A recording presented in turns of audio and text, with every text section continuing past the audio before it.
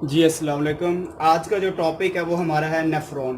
तो नेफ्रॉन के बारे में देखेंगे, इसका स्ट्रक्चर क्या है, इसका फंक्शन क्या है और इसके पार्ट्स कौन कौन से होते हैं। तो आज जो हम डिस्कस करने वाले वो है nephron. Basically nephron structural and functional unit of kidney है।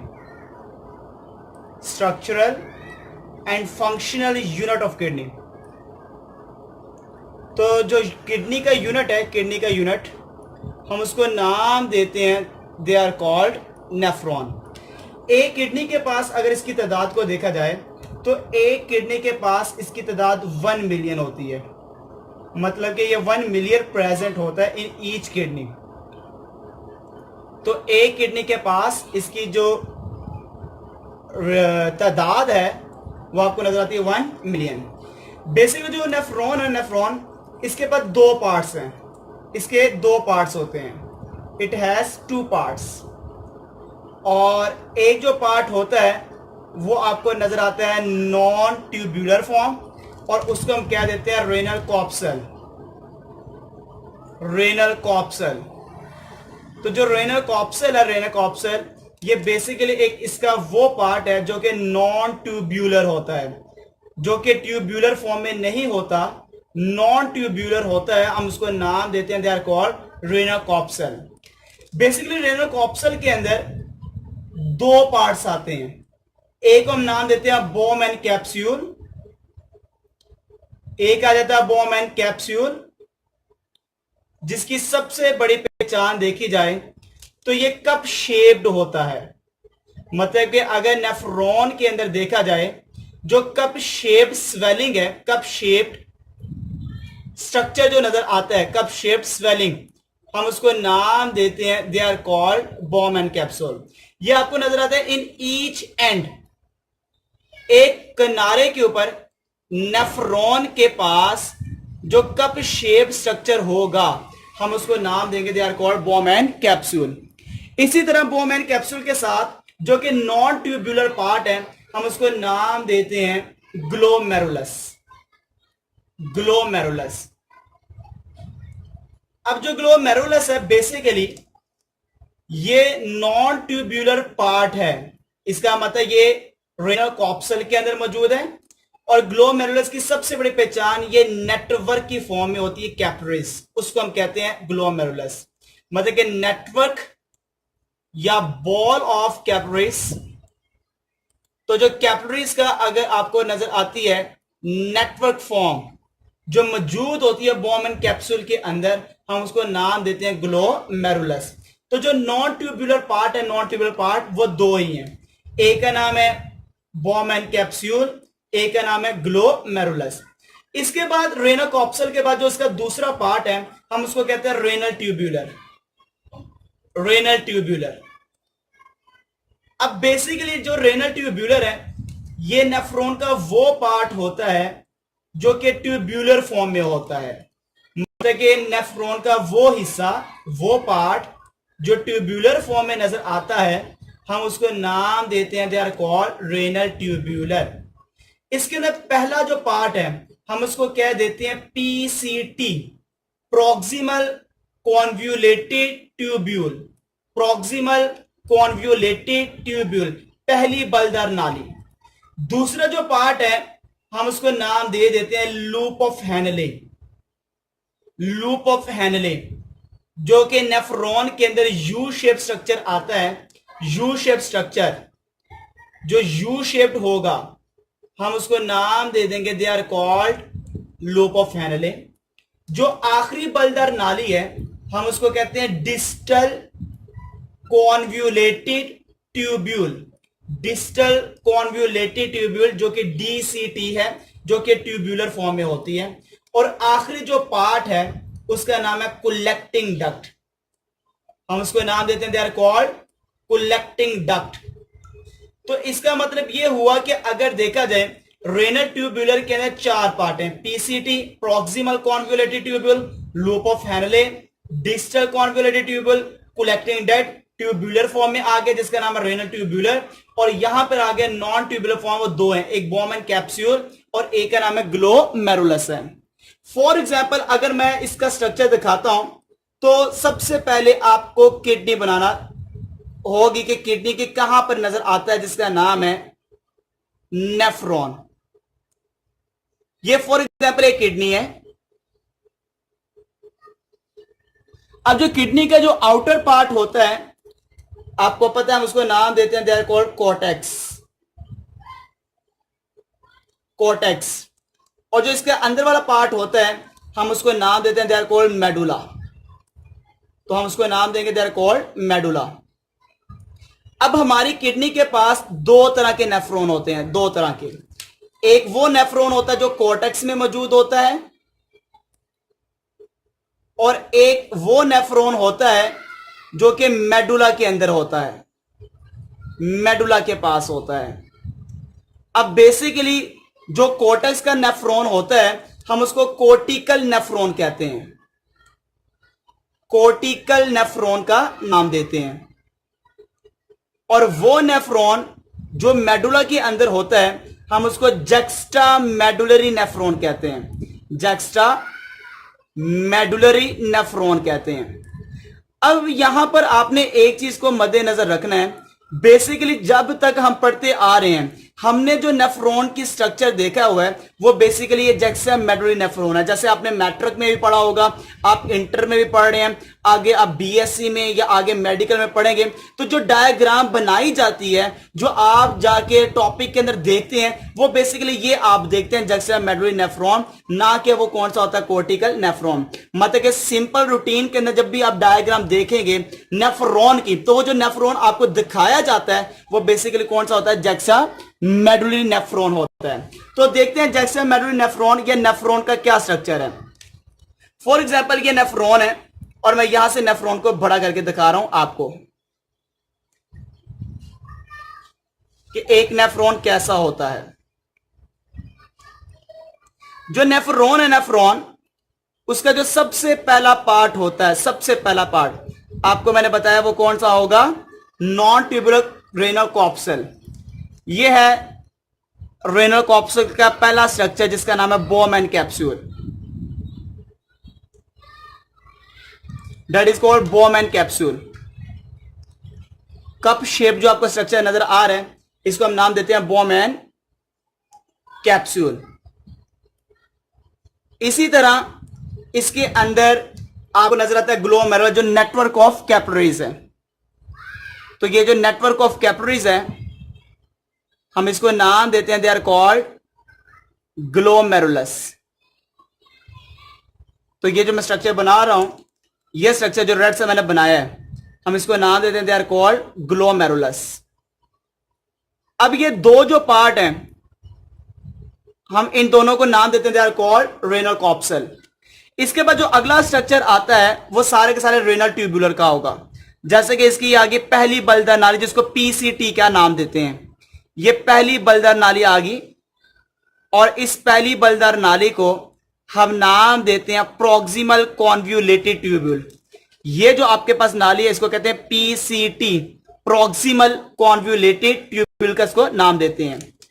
ये जो प्रॉक्सिमल कॉन्वोल्यूटेड ट्यूब्यूल है ये नीचे की तरफ जाती है, और जब ये नीचे की तरफ जाती है तो आप इसको कहते हैं इस वक्त ये डिसेंडिंग है। इस वक्त हम इसको कहते हैं ये डिसेंडिंग की तरफ जा रही है, नीचे की तरफ जा रही है। और ये डिसेंडिंग की तरफ जाते जाते वहीं पे टर्न लेने के बाद ये ऊपर की तरफ जाती है, और जैसे ये टर्न लेती है और एक स्ट्रक्चर बनाती है यू शेप स्ट्रक्चर, और इस यू शेप स्ट्रक्चर को हम नाम देते हैं, they are called loop of Henle. इसको हम नाम देते हैं, they are called loop of Henle. ये लूप ऑफ हैनले है। इसी के बाद यही जो ऊपर जाते वक्त हम इस नाली को नाम देते हैं, जब ये ऊपर की तरफ जा रही है हम इसको कहते हैं इस वक्त ये असेंडिंग पोजीशन पर है, असेंडिंग इसको नाम देते हैं, ये असेंडिंग ट्यूब्यूल। असेंडिंग ट्यूब्यूल का मतलब ऊपर की तरफ जाते हुए, डिसेंडिंग का मतलब नीचे की डायरेक्शन के वक्त। इसी तरह अगर देखा जाए तो ये आखिरी बलदार नाली है, और जो आखिरी बलदार नाली होती है हम उसको कहते हैं डीसीटी, डिस्टल कॉन्वोल्यूटेड ट्यूब्यूल का इसको नाम देते हैं। अब जो डिस्टल कॉन्वोल्यूटेड ट्यूब्यूल है ये आखिर में जिस नाली के अंदर ओपन होती है, जो लास्ट डक्ट है ट्यूब्यूलर का हम इसको नाम देते हैं, they are called collecting duct. तो ये जो आपके पास लास्ट स्ट्रक्चर नजर आ रहा है, लास्ट स्ट्रक्चर, हम इसको नाम देते हैं, they are called distal convoluted tubule है। तो ये आपके पास जो स्ट्रक्चर नजर आ रहा है इसको हम कहते हैं ये कलेक्टिंग डक्ट है। ये कलेक्टिंग डक्ट आ गई,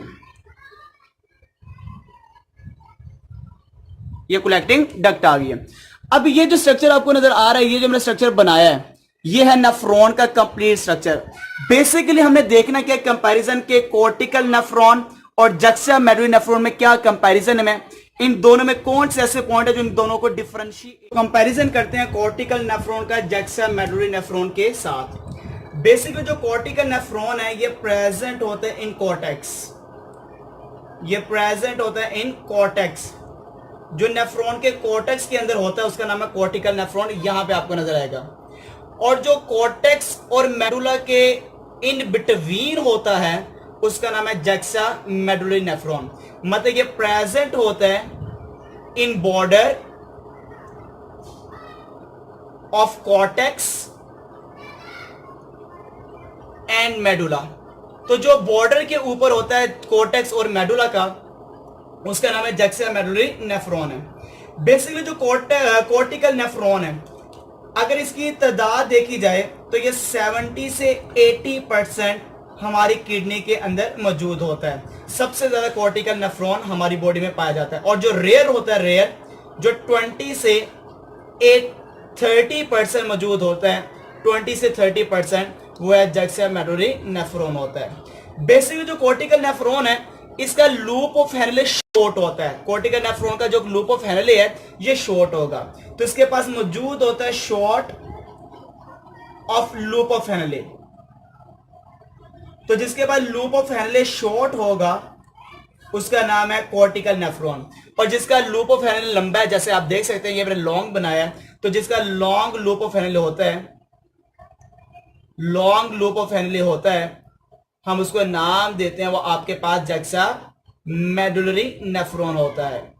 बेसिकली जो कोर्टिकल नेफ्रॉन है, कोर्टिकल नेफ्रॉन, इसके पास देखा जाए तो एब्सेंट होता है वेजा रेक्टा। इसके पास एब्सेंट होता है वेजा रेक्टा, इसके पास वेजा रेक्टा नहीं मौजूद होता। बेसिकली वेजा रेक्टा होता है क्या, ये डिटेल में मैंने आगे बताना है, मैं जरा सा बताता चलूंगा। ये जो ग्लोमेरुलस है ये नाली यहां से बाहर निकल रही है, और ये जब नाली बाहर निकलती है इसको कहते हैं पेरिट्यूब्यूलर कैपिलरीज। ये पेरिट्यूबुलर कैपिलरीज है। ये पेरिट्यूबुलर कैपिलरीज पूरे के पूरे नेफ्रॉन के इर्द गिर्द राउंड होती है। जब ये राउंड करती है तो लूप ऑफ हेनले के ऊपर जब राउंड करती है तो इसका भी स्ट्रक्चर यू शेप बनता है। जब इसका यू शेप स्ट्रक्चर बनता है उसको कहते हैं वेजा रेक्टा। तो जिसके बाद लूप ऑफ हेनले बहुत शॉर्ट है उसके अंदर पेरिट्यूबुलर कैपिलरीज का यू शेप स्ट्रक्चर नहीं बनता, इसलिए मैंने यहां पे लिख दिया एब्सेंट होता है वेजा रेक्टा। इसके पास वेजा रेक्टा एब्सेंट होता है। जिसके पास लूप ऑफ हेनले होगा उसके इर्द गिर्द ये जो पेरिट्यूबुलर कैपिलरीज है ये राउंड करके यू शेप स्ट्रक्चर में आ जाती है। तो इसका मतलब यहां पे यू शेप स्ट्रक्चर में आ जाने की वजह से मैं यहां पे कहूंगा प्रेजेंट होता है वेजा रेक्टा। ये पॉइंट मैं अगेन बताऊंगा, पहले इसको जरा सुन लीजिएगा, पहले मैं इसको लिख लेता हूं। यहां पे प्रेजेंट होता है प्रेजेंट ऑफ वेजा रेक्टा, यहां पे वेजा रेक्टा मौजूद होता है। इसी के बाद पहले मैं बता दूं इसका रोल क्या है। इसका रोल एक ही है, फॉर्मेशन करना, फॉर्मेशन ऑफ डिल्यूट यूरिन।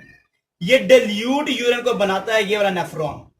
तो डिल्यूट यूरिन क्यों बनाता है? क्योंकि इसके पास लूप ऑफ हेनले बहुत शॉर्ट है, रीअब्जॉर्प्शन बहुत कम होती है। जब रीअब्जॉर्प्शन नहीं होगी वो सारा का सारा पानी रिमूव कर दिया जाता है यूरिन के जरिए से, तो वो डिल्यूट यूरिन को बनाना कोर्टिकल नेफ्रॉन की जिम्मेदारी है। लूप ऑफ हेनले बहुत लंबा है, लंबा होने से जितना पानी जाता है वो ज्यादातर रीअब्जॉर्ब हो जाता है। ज्यादा रीअब्जॉर्ब होने से यूरिन के अंदर आपको वाटर बहुत कम नजर आता है, तो ये फॉर्मेशन करता है कंसंट्रेटेड यूरिन को। तो ये कंसंट्रेटेड यूरिन बनाता है। और जो मैंने पहले बताया वो कौन सा बनाता है? डिल्यूट यूरिन बनाता है। ये बेसिकली कंपैरिजन है किसका? जक्सा मेडुलरी नेफ्रॉन का। अब यहां पे मैंने आपको यह बताना है यहां पे लाजमी तौर पर कि जब ब्लड आता है तो कौन सी नाली लेकर आती है, फिर आगे किसको देती है, फिर आगे किसको देती है, फिर आगे किसको देती है। मतलब किडनी के अंदर जो ब्लड की ट्रांसफॉर्म जो आपकी वहां पे ट्रांसमिशन है, ब्लड की ट्रांसमिशन, वो किस किस नाली के जरिए होती है, ये मैंने अभी आपको बताना है। मैं जरा सा आपको एक पहले पॉइंट बता दूं कि ये जो ग्लोमेरुलस से नाली बाहर निकली है, इसको कहते हैं पेरिट्यूबुलर कैपिलरीज। पेरिट्यूबुलर कैपिलरीज ये पूरे के पूरे नेफ्रॉन के इर्द गिर्द इस तरह से इंटरमिंगल हो जाती है, मतलब कि मिक्स हो जाती है। इंटरमिंगल का मतलब मिक्स हो जाती है, और फिर इस तरह से ये ऊपर की तरफ जाती है। अब आप देख सकते हैं ये जो पेरिट्यूबुलर कैपिलरीज है यहां पर यू शेप में आ चुकी है। ये जो पेरिट्यूबुलर कैपिलरीज है, पेरिट्यूबुलर कैपिलरीज नीचे जाकर किस शेप में आ गई, यू शेप में आ चुकी है, यू शेप में आ चुकी है। तो जब ये यू शेप में आपको नजर आ रही है नीचे, इस वक्त हम इसको नीचे जो यू शेप में आपको नजर आ रहा है, ये यू शेप हम इसको कहते हैं, ये इस वक्त यू शेप को हम स्ट्रक्चर देते हैं, दे आर कॉल्ड वैसा रेक्टा। जैसे नेफ्रॉन का यू शेप होना लूप ऑफ हेनले है, पेरिट्यूबुलर कैपिलरीज का यू शेप होना वैसा रेक्टा है। जिसके पास लूप ऑफ हेनले मौजूद है वहां पे पेरिट्यूबुलर कैपिलरीज वैसा रेक्टा बनाती है, जैसे कि जुक्सैमेडुलरी नेफ्रॉन। जिसके बाद लूप ऑफ हेनले शॉर्ट होता है वहां पे आपको वैसा रेक्टा बनता हुआ नजर नहीं आता। तो मैंने यहां पर लिख दिया एब्सेंट ऑफ वैसा रेक्टा। तो इस लिहाज से मैंने ये पॉइंट बताया कि वैसा रेक्टा क्या होता है। तो मैं ब्लड की ट्रांसमिशन बताता हूं कि ब्लड फ्लो कहां से कहां पे जाता है और किसके पास कहां जाता है और कौन कौन पकड़ता है। तो जरा सा आखिरी point, pathway of blood kidney के अंदर क्या होता है। पॉइंट है ब्लड सर्कुलेशन इन नेफ्रॉन। बेटा ये बहुत इंपॉर्टेंट पॉइंट है जो कि आपको लाजमी तौर पे पता होना चाहिए। बच्चे बहुत ज्यादा गलती करते हैं इस पॉइंट के अंदर। देखो जो ब्लड की सप्लाई किडनी को, जो किडनी को ब्लड देती है, उसका नाम है रेनल आर्टरी। याद रखिएगा, बहुत इंपॉर्टेंट पॉइंट है, आपको पता होना चाहिए मेडिकल के स्टूडेंट के लिहाज से। रेनल आर्टरी मतलब ये ब्लड जोन सा होता है, ये जो लेकर आती है किडनी को, जो देती है किडनी को। अभी देखो मैं किडनी के अंदर जा रहा हूं, पहले मैं किडनी के अंदर, तो किडनी के जो इंटर होती है उसका नाम है रेनल आर्टरी। तो ब्लड किडनी के अंदर जो लेकर आता है उसका नाम है रेनल आर्टरी। अब जो ब्लड आगे देती है ग्लोमेरुलस को, ये नेफ्रॉन को ब्लड देने वाली, उसका नाम है अफेरेंट आर्टरियूल्स। अफेरेंट आर्टरियूल्स, इसके बारे में आपने याद रखना। जो अफेरेंट आर्टरियूल्स है ये इंटर होती है नेफ्रॉन के अंदर। जो नेफ्रॉन के अंदर दाखिल होगी, नेफ्रॉन के अंदर वो कौन सी होगी, अफेरेंट आर्टरियूल्स। मतलब कि रेनल आर्टरी डिवाइड जब हो जाती है तो वो इस शक्ल में आ जाती है, और जब इस शक्ल में आ जाती है वो कहां पे दाखिल हो रही होती है, नेफ्रॉन के अंदर। और जब ये अफेरेंट आर्टरियूल्स फर्दर डिवाइड होगी तो नेफ्रॉन के बोमेन कैप्सूल में आपको नजर आएगी, और उसका नाम है ग्लोमेरुलस। ग्लोमेरुलस, जिसको मैंने अभी आपको बताया था network of capillaries. Network of capillaries, ये नेटवर्क ऑफ कैपिलरीज है, ठीक है। तो किडनी के अंदर ये, नेफ्रॉन के अंदर ये, और जो नेफ्रॉन के अंदर मौजूद है उसका नाम है ग्लोमेरुलस। जैसे आप देख सकते हैं ये नेफ्रॉन से अंदर जाने वाली ये नाली, इस वक्त इसको मैं क्या नाम दूंगा, दे आर कॉल्ड अफेरेंट आर्टरियूल्स। ठीक हो गया। जब अंदर चलेगी तो ये काफी ज्यादा डिवाइड, जब अफेरेंट आर्टरियूल्स हो गई तो ये क्या बन गया, ग्लोमेरुलस। तो जब ग्लोमेरुलस आगे फर्दर बाहर जब निकलेगी तो इस नाली को नाम देते हैं इफेरेंट आर्टरियूल्स। इफेरेंट आर्टरियूल्स। तो इफेरेंट आर्टरियूल्स की पहचान क्या है, इफेरेंट आर्टरियूल्स देखा जाए तो ये लीव करती जो नेफ्रॉन को, जो नेफ्रॉन से बाहर निकलती है, ये जो आपको नजर आ रही है, ये जो बाहर निकल रही है, हम इसको कहते हैं इफेरेंट आर्टरियूल्स। ये अफेरेंट आर्टरियूल्स है। यही इफेरेंट आर्टरियूल्स फर्दर डिवाइड होती है, और डिवाइड होने के बाद ये पूरे नेफ्रॉन को कवर करती है, ये पूरी नेफ्रॉन को कवर करती है, और इस नाली को नाम देते हैं, दे आर कॉल्ड पेरिट्यूब्यूलर कैपिलरीज का नाम दिया जाता है, पेरिट्यूब्यूलर कैपिलरीज का नाम दिया जाता है, जो कि आपको मैंने बताया ये मिक्स होती है, ये अराउंड होती है लूप ऑफ हैंडले के, मतलब कि लूप ऑफ हैंडले के ये अराउंड आपको नजर आती है। ट्यूबुलर कैपिलरीज है, ये अराउंड होती है ये ट्यूबुलर पार्ट के, तो ये अराउंड आपको नजर आती है ट्यूब्यूल्स के, ठीक हो गया। तो ये अराउंड होती है ट्यूब्यूल्स के। अब आखिर में जो पेरिट्यूबुलर कैपिलरीज है, इससे जो आगे फॉर्मेशन होती है उसका नाम है रेनल वेन। इससे जो बनेगा उसका नाम क्या है? Renal vein. और रेनल वेन कौन सी है? रेनल वेन किसको कहते हैं? जो लीव करती है किडनी को, जो किडनी से बाहर निकलती है, हम उसको नाम देते हैं they are called renal vein. अब यहाँ पे मैंने आपको ये लाजमी इसलिए बताया कि ये आपके बुक के अंदर लिखा हो या ना लिखा हो, मगर आपको बताना मैंने मुनासिब समझा, क्योंकि पंजाब टैक्स के अंदर ये मौजूद नहीं है, मगर आपको पता होना चाहिए कि किडनी के अंदर किडनी को जो ब्लड सप्लाई करती है उसका नाम है रेनल आर्टरी, और रेनल आर्टरी से जो आगे बनती है वो अफेरन आर्ट्रियूल, जो ब्लड सप्लाई करती है नेफ्रॉन को। तो अफेरन आर्ट्रियूल से जो बनती है ग्लोमेरुलस, जो कि आपको बोमेन कैप्सूल में नजर आती है। ग्लोमेरुलस से जो आगे ब्लड जाता है इफेरन आर्ट्रियूल्स, इफेरन आर्ट्रियूल से जो आगे बनती है पेरिट्यूबुलर कैपिलरीज, अफेरन आर्ट्रियूल जो कि लीव करती है नेफ्रॉन को, पेरिट्यूबुलर कैपिलरी से क्या बनती है? रेनल वेन, जो कि क्या करती है? लीव करती है किडनी को। दो पॉइंट को याद रखना, बहुत इंपॉर्टेंट पॉइंट, अक्सर पेपर में शॉर्ट क्वेश्चन आता है। अफेरन आर्ट्रियूल्स और इफेरन आर्ट्रियूल्स में क्या फर्क है? आपको इसका कंपैरिजन आना चाहिए। देखो जरा, अफेरन आर्ट्रियूल किससे बनी है? रेनल आर्टरी से। इफेरन आर्ट्रियूल किससे बनी है? ग्लोमेरुलस से। अफेरन आर्ट्रियूल ब्लड सप्लाई करती है किसको? ग्लोमेरुलस को। इफेरन आर्ट्रियूल ब्लड सप्लाई करती है किसको?